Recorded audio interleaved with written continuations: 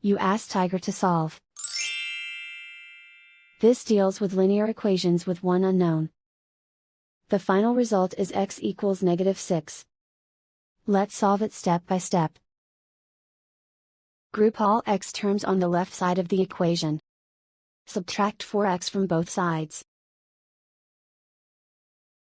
Group like terms.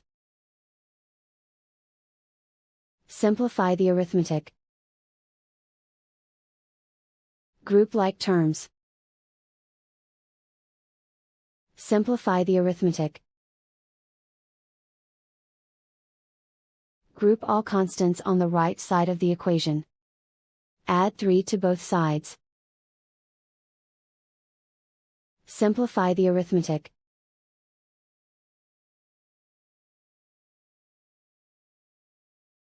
Isolate the x. Divide both sides by -5. Cancel out the negatives. Simplify the fraction.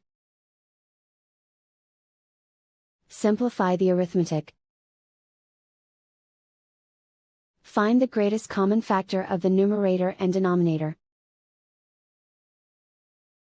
Factor out and cancel the greatest common factor. And so the final result is x equals -6.